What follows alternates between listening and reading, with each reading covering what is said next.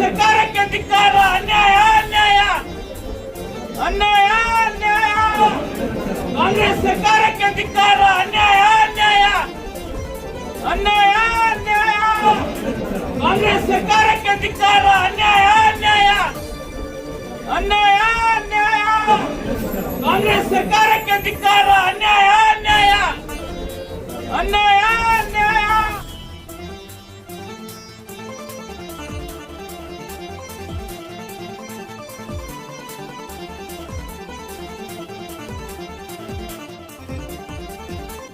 ಬಂಧುಗಳೇ ನಮಸ್ಕಾರ, ಹೇಗಿದ್ದೀರಿ? ನಾನು ನಿಮ್ಮ ಎಂಪಿ ಮುದಾಳೆ. ಬಂಧುಗಳೇ, ವಿಧಾನಸಭೆ ಸ್ಪೀಕರ್ ಪೀಠಕ್ಕೆ ಅಗೌರವವಾಗಿ ತೋರಿರುವಂತಹ ಹಿನ್ನೆಲೆಯಲ್ಲಿ ಬಿಜೆಪಿಯ 18 ಶಾಸಕರನ್ನು 6 ತಿಂಗಳ ಕಾಲ ಅಮಾನತು ಮಾಡಿ ಸ್ಪೀಕರ್ ಯುಟಿ ಖಾದರ್ ಅವರು ಆದೇಶವನ್ನು ಹೊರಡಿಸಿದ್ದಾರೆ. ಸಚಿವ ಕೆಎನ್ ರಾಜಣ್ಣ ವಿರುದ್ಧ ಹನಿ ಟ್ರ್ಯಾಪ್ ವಿಷಯಕ್ಕೆ ಸಂಬಂಧಪಟ್ಟಿರುವ ಹಾಗೆ ಈ ಹನಿ ಟ್ರ್ಯಾಪ್ ಯತ್ನ ವಿಚಾರವಾಗಿ ಬಿಜೆಪಿ ಸದಸ್ಯರು ಸದನದಲ್ಲಿ ಗದ್ದಲ ಉಂಟು ಮಾಡಿದರು. ಆ ಒಂದು ಕಾರಣಕ್ಕಾಗಿ ಪ್ರಕರಣ ತನಿಖೆಯನ್ನ ಸಿಬಿಐಗೆ ವಹಿಸಬೇಕು ಎಂದು ಆಗ್ರಹಿಸಿದರು. ಬಿಜೆಪಿ ಸದಸ್ಯರು ಧರಣಿ ಸಹ ನಡೆಸಿದರು. ಇದೇ ಸಂದರ್ಭದಲ್ಲಿ ಸ್ಪೀಕರ್ ಯುಟಿ ಖಾದರ್ ಅವರು ಪೀಠದ ಮೇಲೆ ಏರಿ ಬಿಜೆಪಿ ಶಾಸಕರು ಸ್ಪೀಕರ್ ಮೇಲೆ ಬಜೆಟ್ನ ಪ್ರತಿಗಳನ್ನ ಹರಿದು ಬಿಸಾಡುವಂತ ರೀತಿಯಲ್ಲಿ ಅವರಿಗೆ ಅಗೌರವವಾಗಿ ತೋರಿದಂತ ರೀತಿಯಲ್ಲಿ ಸ್ಪೀಕರ್ ಅವರು ಇದಕ್ಕೆ ತಕ್ಕ ಉತ್ತರವನ್ನು ನೀಡಿದ್ದಾರೆ. ಯಾಕಂದ್ರೆ ತಮಗೆಲ್ಲ ಗೊತ್ತಿರಬೇಕು, ಯಾವುದೇ ಕಾರಣಕ್ಕೂ ಸಂವಿಧಾನಕ್ಕೆ ಧಕ್ಕೆ ಬಂದಾಗ ಸಂವಿಧಾನಾತ್ಮಕವಾಗಿ ಚರ್ಚೆ ಮಾಡುವಂತಹ ಸಂದರ್ಭದಲ್ಲಿ ಯಾರು ಕೂಡ ಅಗೌರವವಾಗಿ ನಡೆದುಕೊಳ್ಳಬಾರದು ಅಂತಕ್ಕಂಥ ಕಾನೂನು ಸಹ ಇದೆ. ಆದರೆ ಇಲ್ಲಿ ಬಿಜೆಪಿ ಶಾಸಕರು ಗದ್ದಲಗಳನ್ನ ಮಾಡುವ ಮೂಲಕ, ಅದಲ್ಲದೆ ಕಾಗದ ಪತ್ರಗಳನ್ನು ಹರಿದು ಹಾಕಿ ಪೀಠದ ಮೇಲೆ ಎಸೆದಾರಲ್ಲ, ಆ ವಿಚಾರಗಳನ್ನ ನೋಡಿದ್ರೆ ಇವೆಲ್ಲ ಒಂದ್ ಕಡೆ ದನ ಕಾಯ ಹುಡುಗರಿಗಾರೇನು ಅಂತಕ್ಕಂಥ ಮಾತನ್ನ ನಮಗೆ ಕಣ್ಣಿಗೆ ಕಾಣಿಸ್ತದೆ.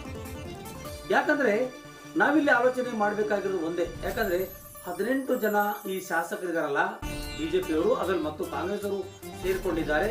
ನಿಜವಾಗ್ಲೂ ಹೇಳ್ಬೇಕಾದ್ರೆ ಅವ್ರಿಗೆ ಏನಾದರೂ ಒಂದಿಷ್ಟು ಓದು ಬರಹ ಕಲಿಲಾರದಂತ ಹುಡುಗರು ಮಾಡ್ತಕ್ಕಂಥ ಕೆಲಸನ ಇವತ್ತು ಡಾಕ್ಟರೇಟ್ ಪದವಿ ಪಡೆದುಕೊಂಡಂತವರು, MA ಪದವಿ ಪಡೆದುಕೊಂಡಂತವರು, ಅನೇಕ ರೀತಿಗಳಿಂದ ಇವರು ಓದು ಬರಹ ಮತ್ತು ರಾಜಕೀಯದಲ್ಲಿ ಬಹಳಷ್ಟು ರೀತಿಯ ಪರಿಣಿತಿ ಹೊಂದಿರುವಂತಹ ಶಾಸಕರುಗಳೇ ಇವತ್ತು 18 ಜನ ಶಾಸಕರು ಅಮಾನತಾಗಿದ್ದಾರೆ. 18 ಜನರ ಶಾಸಕರ ಹೆಸರುಗಳನ್ನ ಹೇಳಕ್ಕೆ ನಾವು ಇಷ್ಟಪಡೋದಿಲ್ಲ. 18 ಶಾಸಕರ ಪೈಕಿ ನಮ್ಮ ಬೀದರ್ ಜಿಲ್ಲೆಯ 3 ಜನ ಶಾಸಕರು ಸಹ ಸೇರಿಕೊಂಡಿದ್ದಾರೆ. ಬೀದರ್ ಜಿಲ್ಲೆಯಿಂದ 4 ಜನ ಶಾಸಕರು ಆಯ್ಕೆಯಾಗಿದ್ರು. ಆ 4 ಜನ ಶಾಸಕರ ಆಯ್ಕೆಯಾದಲ್ಲಿ ಅದರಲ್ಲಿ 3 ಜನ ಶಾಸಕರು ಸೇರಿಕೊಂಡಿದ್ದಾರೆ ಎನ್ನುವಂತ ಮಾತನ್ನ ನಿಮ್ಮ ಮುಂದೆ ನಾವಿಲ್ಲಿ ಸ್ಪಷ್ಟಪಡಿಸಬೇಕು. ಈ ರೀತಿಯಾಗಿ ಸದನಕ್ಕೆ ಅಗೌರವ ತೋರದಲ್ಲದೆ ಮತ್ತು ಯಾವುದೇ ಕಾರಣಕ್ಕೂ ಸಹ ತಮ್ಮದೇ ಆದ ವಿಚಾರವನ್ನ ಮಾಡದೆ ಸ್ಪೀಕರ್ ಅವರ ಕುರ್ಚಿಗೆ ಅಗೌರವವಾಗಿ ತೋರುವಂತಹ ನಿಟ್ಟಿನಲ್ಲಿ ಬಿಜೆಪಿ ಶಾಸಕರು ನಡೆದುಕೊಳ್ಳುವಂತಹ ರೀತಿ ನೀತಿ ಮತ್ತು ರಿವೈಸ್ಗಳನ್ನ ನಾವು ಅರ್ಥ ಮಾಡಿಕೊಳ್ಳಲೇಬೇಕಾಗಿದೆ. ಯಾಕಂದ್ರೆ ಹೇಳಿ ಕೇಳಿ ಈ ಪೀಠಕ್ಕೆ ಬಹಳಷ್ಟು ರೀತಿಯಿಂದ ಗೌರವ ಕೊಡಬೇಕಾಗುತ್ತದೆ. ಪ್ರತಿಯೊಬ್ಬರ ಸದಸ್ಯರ ಕರ್ತವ್ಯ ಕೂಡ ಅಷ್ಟೇ ಆಗಿರುತ್ತದೆ. ಹಾಗಾಗಿ ಸ್ಪೀಕರ್ ಅವರ ಪೀಠಕ್ಕೆ, ಕಚೇರಿಗೆ ಮತ್ತು ಸಿಎಂ ಸಿದ್ದರಾಮಯ್ಯ ಅವರ ಕಾನೂನು ಮತ್ತು ಸಂಸದೀಯ ವ್ಯವಹಾರಗಳ ಸಚಿವರುಗಳು ಒಂದು ಕಡೆ ಸಭೆ ಸೇರಿಕೊಂಡು 18 ಜನ ಸದಸ್ಯರನ್ನ ಅಮಾನತ್ ಮಾಡುವ ನಿರ್ಧಾರಗಳನ್ನ ಕೈಗೊಳ್ಳುತ್ತಾರೆ. ಯಾಕಂದ್ರೆ ನೀವು ಮಾಡ್ತಾ ಇರುವಂತಹ ಕೆಲಸ ಏನು, ಯಾವ ಕಾರಣಕ್ಕಾಗಿ ಈ ರೀತಿಯಾಗಿ ನೀವು ಅಗೌರವವಾಗಿ ತೋರ್ತಾ ಇದ್ದೀರಿ. ಇಲ್ಲಿ ಸ್ಪೀಕರ್ ಅವರಿಗೆ ಕೊಡ್ತಕ್ಕಂಥ ಗೌರವ ಕೊಡ್ತಾ ಇಲ್ಲ, ಸ್ಪೀಕರ್ ಕುರ್ಚಿಗೆ ಗೌರವ ಕೊಡ್ತಾ ಇಲ್ಲ. ಸ್ಪೀಕರ್ ಅವರ ಮುಂದಗಡೆ ನಿಂತ್ಕೊಂಡು ಟೇಬಲ್ ಹೊಡೆದು ಮಾತಾಡೋ ಮಟ್ಟಕ್ಕೆ ಬಂದು ಬಿಜೆಪಿ ಸದಸ್ಯರು ನಿಂತುಕೊಂಡಿದ್ದಾರೆ. ಇವರು ನಿಜವಾಗ್ಲೂ ಓದು ಬರಹ ಕಲ್ಯಾಣದೇ ಇದ್ದವರ ಅಥವಾ ಓದು ಬರಹ ಕಲಿತವರ ಅಂತಕ್ಕಂಥದನ್ನ ಇಲ್ಲಿ ನಾವೆಲ್ಲ ಆಲೋಚನೆ ಮಾಡಬೇಕಾಗಿದೆ. ಯಾಕಂದ್ರೆ ಸಭೆ ಹಾಗೂ ಇನ್ನಿತರ ವ್ಯವಹಾರಗಳನ್ನ ಸಚಿವರು ಸಭೆಗಳು ನಡೆಸಿದ್ರು, ಅಮಾನತು ಮಾಡಿದ್ರು ಕೂಡ ಒಂದು ಕಡೆ ಆಯಿತು. ಮಧ್ಯಾಹ್ನದ ಭೋಜನದ ವಿರಾಮದ ನಂತರದಲ್ಲಿ ಈ ಮಹತ್ವದಂತಹ ಪ್ರಸ್ತಾಪನೆಯನ್ನ ಸ್ಪೀಕರ್ ಪೀಠಕ್ಕೆ ಅಗೌರವ ತೋರಿದರಿಂದ ಅದನ್ನು ಸಹಿಸಿಕೊಳ್ಳಲಾಗದೆ ಈ ನಿಟ್ಟಿನಲ್ಲಿ 18 ಜನ ಶಾಸಕರನ್ನು 6 ತಿಂಗಳ ಕಾಲ ಅಮಾನತ್ ಮಾಡಲಾಗಿದೆ ಎಂಬ ಆದೇಶವನ್ನು ನಮ್ಮ ಸ್ಪೀಕರ್ ಆಗಿರುವಂತಹ UT ಖಾದರ್ ಅವರು ಪ್ರಕಟಿಸ್ತಾರೆ. ಅವರೊಂದು ಕಡೆ ಹೇಳ್ತಾರೆ, ಡಾಕ್ಟರ್ ಬಾಬಾ ಸಾಹೇಬ್ ಅಂಬೇಡ್ಕರ್ ಅವರು ಬರೆದಿರುವಂತಹ ಸಂವಿಧಾನದ ಅಡಿಯಲ್ಲಿ ನಾವಿದ್ದೇವೆ. ಆ ಸಂವಿಧಾನಕ್ಕೆ ಅಡ್ಡಪಡಿಸಿರುವಂಥ ಅವರ್ಯಾರೇ ಆಗಿರಲಿ, ಶಾಸಕರು, ಸಚಿವರಾಗಿರಲಿ ಮತ್ತು ಇನ್ಯಾರೇ ಆಗಿರಲಿ, ಅಗೌರವಗಳನ್ನು ತೋರಿದಾಗ ನಾವು ಅದನ್ನು ಮನಪೂರ್ವಕವಾಗಿ ಮಾಡಿದ್ದೇವೆ, ಅವರನ್ನು ಅಮಾನತು ಮಾಡಿದ್ದೇವೆ. 18 ಜನ ಶಾಸಕರನ್ನು 6 ತಿಂಗಳ ಕಾಲ ಯಾವುದೇ ವಿಧಾನಸಭೆಯಲ್ಲಿ ನಡೆದಿರುವಂಥ ಸಭೆ ಸಮಾರಂಭಗಳಿಗೆ ಹಾಜರಾಗದಂತೆ ಅಮಾನತ್ ಮಾಡಲಾಗಿದೆ ಎಂಬ ಮಾತನ್ನು ಇಲ್ಲಿ ಸ್ಪೀಕರ್ ಅವರು ಆದೇಶಗಳನ್ನು ಹೇಳಿದ್ದಾರೆ.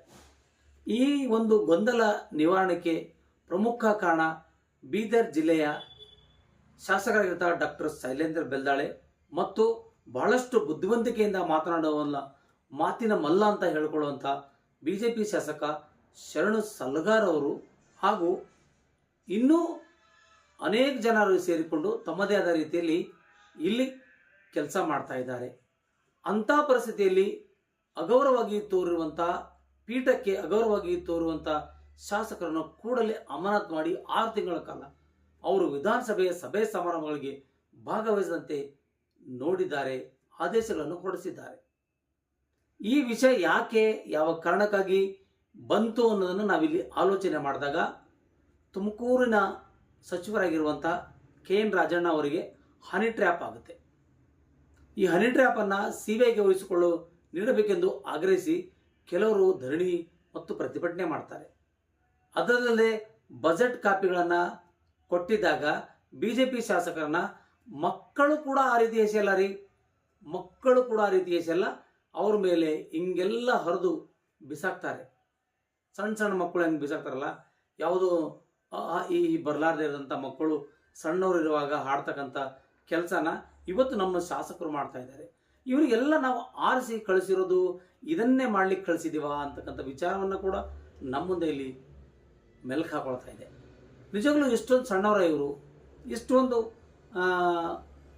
ಕೆಲಸದಲ್ಲಿ ಇವರು ಭಾಗಿಯಾಗ್ತಾರ?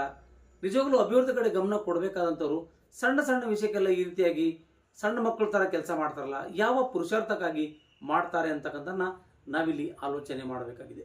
ಒಟ್ಟಾರೆಯಾಗಿ ಹೇಳಬೇಕಾದ್ರೆ ಇದರಲ್ಲಿ ಕೂಡ ಈ ಒಂದು ಬೀದರ್ ಜಿಲ್ಲೆಯ ಶಾಸಕರು ಕೂಡ ಅದರಲ್ಲಿ ಇನ್ವಾಲ್ವ್ ಆಗಿದ್ದಾರೆ.